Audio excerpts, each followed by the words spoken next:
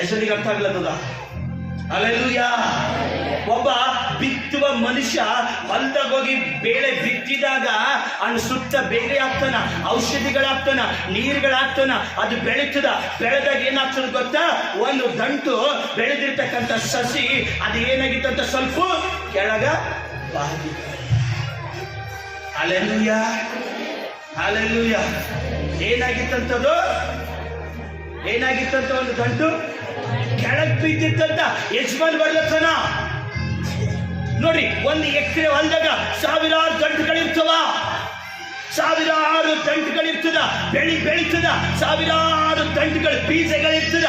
ಆದ್ರ ಒಂದು ಭಾಗ್ಯದ ಒಂದು ಕೆಳಗ್ ಬಿದ್ದದ. ಈ ಯಜಮಾನ್ ಹೋಯ್ತಾ ಕರ್ತನಲ್ಲಿ ಪ್ರಿಯ ದೇವ್ರ ಮಕ್ಕಳೇ, ಬಿದ್ದಿರ್ತಕ್ಕಂಥ ಒಂದು ದಂಟಿಗೆ, ಬಿದ್ದಿರ್ತಕ್ಕಂಥ ಸಸಿಗೆ ನೋಡ್ತಾನೆ. ನೋಡಿ ಏನ್ ಮಾಡ್ತಾನವನು? ಹಂಗೆ ಏನ್ ಮಾಡ್ತಾನವನು? ಹೋಗ್ತಾನಲ್ಲ. ಹಲ್ಲೆಲೂಯಾ. 1000 ದಂಟಗಳನ್ನು ಬಿದ್ದೋಗಿರ್ತಕ್ಕಂಥ ಒಂದು ದಂಟನ್ನ ಎದ್ದು ನಿಂದಿರಿಸಿ ಅದಕ್ಕೊಂದು ಕಟ್ಟಿಗೆಯ ನಿಟ್ಟು ಕರೆಕ್ಟ್ ಬೆಳೆಸ್ತಾನೆ. ಚಪ್ಪಾಳೆ ತಟ್ಟಬೇಕು. ಆಮೆನ್. ಹಲ್ಲೆಲೂಯಾ.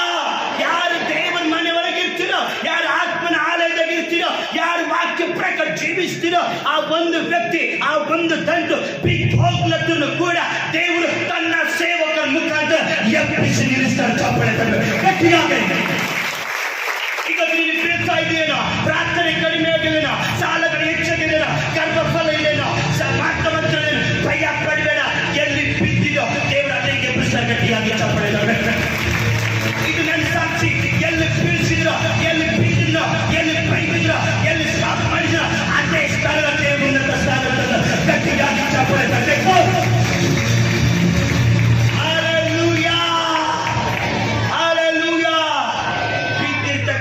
ಒಂದು ಸರಸಿಗೆ ಮೇಲ್ ಮಾಡಿ